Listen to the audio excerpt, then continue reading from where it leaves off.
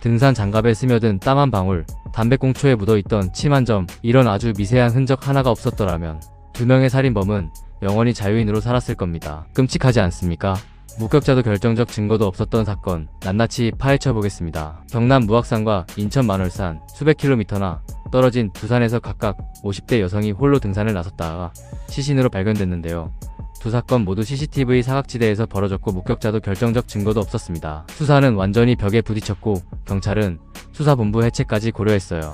그런데 2010년에 시행된 단 하나의 법률, 범죄자의 DNA를 데이터베이스에 저장할 수 있도록 만든 DNA 신원 확인법이 모든 걸 바꿔놓습니다. 이 법 하나가 두 사건의 범인을 전부 잡아낸 건데 어떻게 가능했는지 지금부터 이야기해보겠습니다.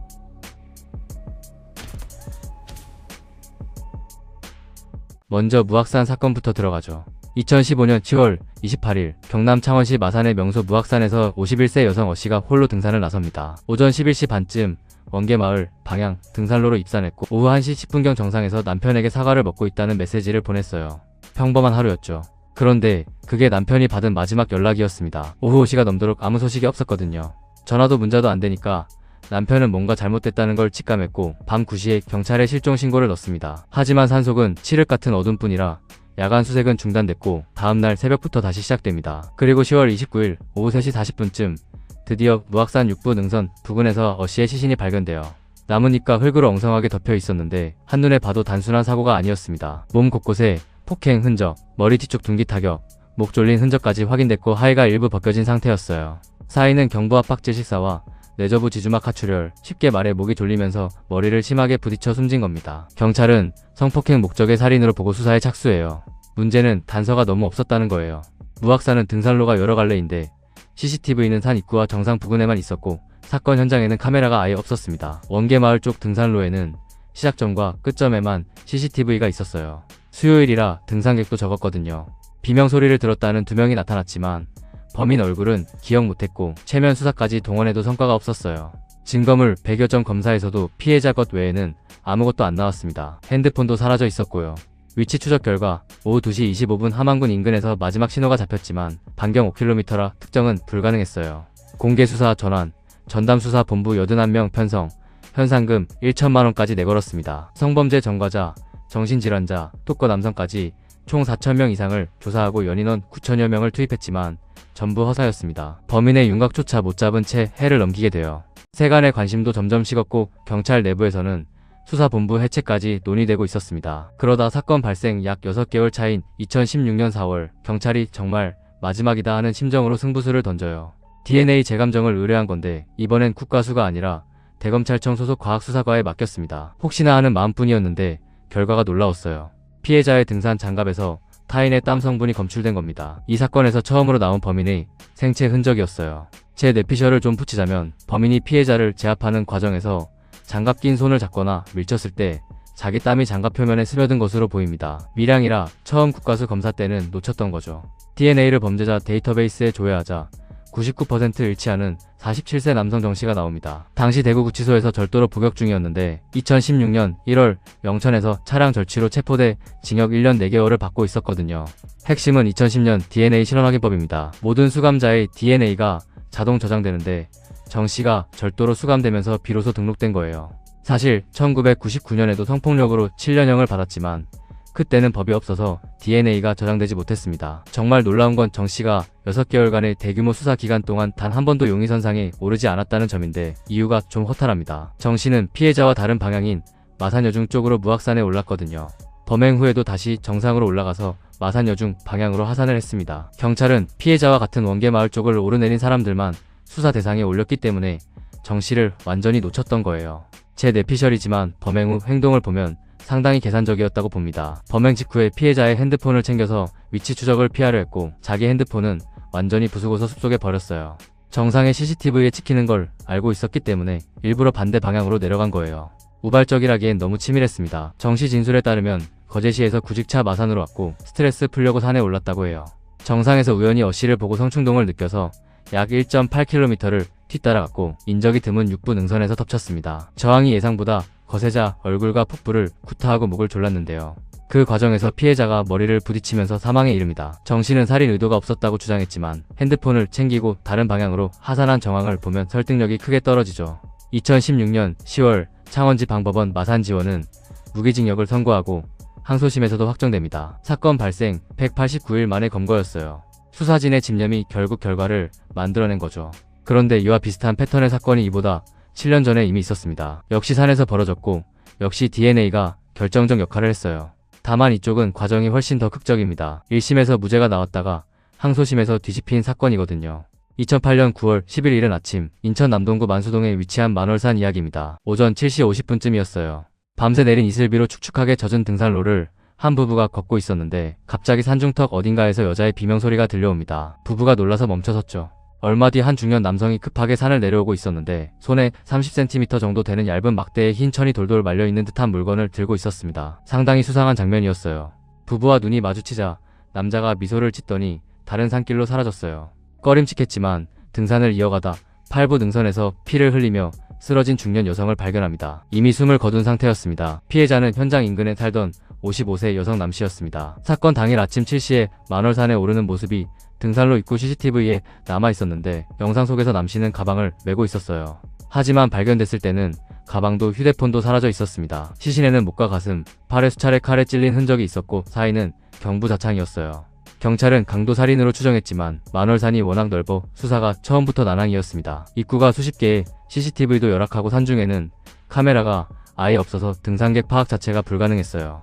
이슬비까지 내렸으니 발자국이나 DNA 같은 현장 흔적도 거의 남지 않았습니다. 그래도 현장에서 유일하게 발견된 의미 있는 증거가 있었어요. 시신 옆에 놓여있던 장미 브랜드 담배 2개비입니다. 일반 담배보다 길쭉하고 얇은 게 특징인 담배예요. 하나에서는 피해자 남씨의 타액이, 다른 하나에서는 신원 미상 남성의 타액이 검출됐습니다. 피해자 가족 증언에 따르면 남씨는 흡연자이긴 했지만 장미 브랜드를 피우진 않았다고 해요. 그렇다면 이 담배는 범인의 것일 가능성이 매우 높고 두 사람이 같은 자리에서 담배를 나눠 피운 정황이 보이는 겁니다. 제 뇌피셜이지만 범인이 먼저 다가가서 담배를 권한 게 아닌가 싶어요. 경찰은 피해자 주변 인물과 장미 담배를 피우는 사람 중심으로 무려 1054명의 DNA를 수집해서 대조했는데 단일 사건에서 이렇게 대량으로 수집한 건 전례가 없는 규모였다고 합니다. 그런데 일치하는 사람이 단 한 명도 없었어요. 사건은 그대로 미제로 남게 되죠.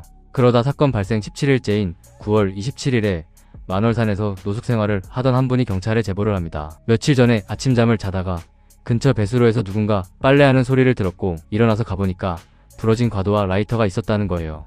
범행 현장에서 약 500m 떨어진 곳이었습니다. 만월산 터널 옆 배수로에서 장미 브랜드 담배 한 갑과 꽁초 그리고 과도 한 자루가 발견됐어요. 과도는 종이로 돌돌 말아서 노란색 테이프로 고정한 칼집 모양의 물건 안에 감싸져 있었습니다. 그 종이가 다이어리 캘린더 속지였는데 칼을 들고 다니면서 감추기 위해 다이어리 종이로 감쌌던 것으로 추정됩니다. 과도에서 소량의 혈흔이 나왔지만 DNA를 검출하기에는 양이 부족했어요. 굉장히 중요한 증거가 나왔음에도 불구하고 범인 특정에는 이르지 못했고 사건은 그렇게 미제로 남는 듯 했습니다. 그런데 4년이 흐른 2012년 9월 갑자기 새로운 용의자가 떠올라요. 전주교도소에서 절도와 친족 강간죄로 복역 중이던 50대 남성 권씨의 DNA가 2008년 만월산 현장 담배에서 남은 DNA와 일치한다는 정보가 입수된 겁니다. 왜 4년이나 걸렸을까요?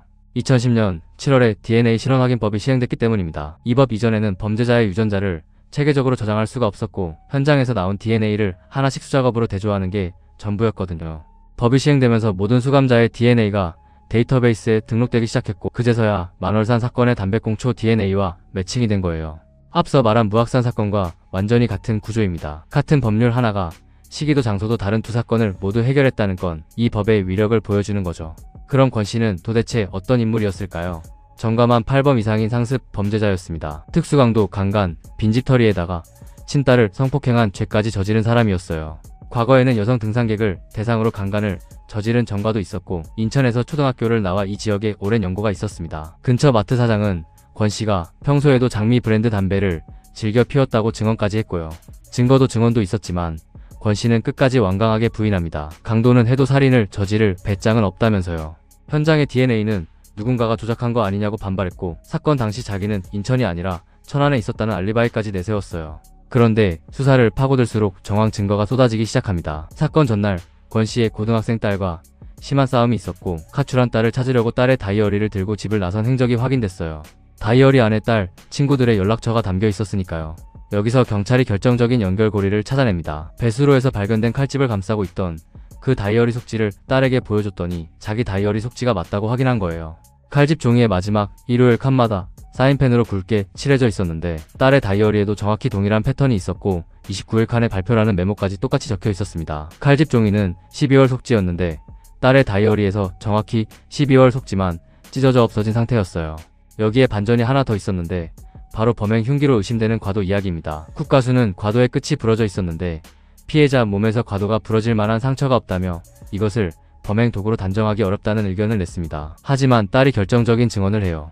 그 과도가 원래 집에서 쓰던 것이고 예전부터 끝이 부러져 있었다고 한 거죠. 부러진 건 범행 과정에서가 아니라 원래부터 그 상태였던 겁니다. 앞뒤가 딱딱 들어맞는 순간이에요. 그런데 2014년 1심 재판에서 권 씨에게 뜻밖에도 무죄가 내려집니다. 담배꽁초가 살인과 무관하게 현장에 떨어져 있었을 가능성을 배제할 수 없다. 직접 증거가 없다는 이유였어요. 유일한 목격자였던 부부에게 권 씨 사진을 보여줬을 때도 자기들이 산에서 본 사람보다 살이 많이 빠진 것 같다면서 확신하지 못했거든요. 이 부분도 무죄 판단 근거가 됐습니다. 검찰은 즉각 항소했고 여기서 수사관들의 집념이 빛을 발합니다. 사건 전날부터 당일까지 현장 일대에는 이슬비가 내렸고 등산로가 곳곳이 젖어 있었다는 점에 주목한 거예요. 만약 담배가 사건 이전에 누군가 버린 거라면 물기에 젖어 있어야 맞겠죠. 그런데 현장에서 발견된 담배꽁초는 물기가 전혀 없이 바싹 마른 상태였습니다. 소름 돋는 추리입니다. 이건 사건 직전에 현장에서 꺼내 피운 후 바로 버려진 거라는 뜻이거든요. 피해자와 범인이 같은 자리에서 담배를 피우고 직후에 범행이 일어났음을 보여주는 강력한 간접 증거입니다. 권 씨의 행적을 재구성하면 이렇습니다. 사건 당일 다이어리와 과도를 챙겨 만월산에 오른 뒤 남 씨를 만나 장미 담배를 나눠 피우고 성폭행을 시도했어요. 남 씨가 격렬히 반항하자 과도로 목과 등을 찔러 살해한 거죠. 범행 후에는 CCTV와 교통카메라에 찍힐 걸 두려워해서 걸어서 충남 천안까지 내려갔고 거기서 한 달간 노숙을 한 뒤에 도보로 전주까지 이동합니다. 상식을 뛰어넘는 도주 행각이에요. 도주 중 절도로 체포돼 수감되면서 DNA가 등록되고 살인사건에 꼬리가 잡힌 겁니다. 2014년 10월 항소심에서 징역 20년이 선고됐고 목격자 부부가 못 알아본 건 장기 노숙으로 체중이 빠졌기 때문으로 판단됐어요. 2015년 2월 대법원에서 확정됩니다. 이 사건은 직접 증거 없이 간접 증거만으로 살인이 인정된 대표적 케이스인데 수사관들과 검찰이 포기하지 않고 담배의 건조 상태에서부터 다이어리 필적, 과도의 파손 이력까지 퍼즐을 맞춘 겁니다. 두 사건의 공통점은 CCTV 사각지대에서 혼자 등산하는 여성을 노렸다는 겁니다. 2022년 부산 돌려차기 사건이나 2013년 신림동 강간살인도 마찬가지였죠. 주요 등산로 중간에라도 카메라가 있었다면 수사기간을 줄일 수 있었을 거예요. 결국 두 사건 모두를 해결한 건 2010년에 시행된 DNA 신원확인법이었습니다. 범죄를 저지르고 아무리 교묘하게 도주해도 다른 범죄로 잡히는 순간 DNA가 등록되는 시대가 온 거예요. 당시 인천 남동경찰서 수사관이 남긴 말이 기억에 남습니다. 이제는 죄를 지으면 꼭 잡히는 시대라고요. 과학기술의 끈질긴 수사가 더해지면 목격자 없이 직접 증거가 없더라도 충분히 죄를 입증할 수 있다고요. 오늘 이야기한 무악산 등산객 살인 사건과 만월산 등산객 살인 사건, 바로 이 두 사건이 그 말을 확실하게 증명하고 있습니다. 산은 여전히 아름답지만 범죄는 더 이상 숨을 곳이 없어요.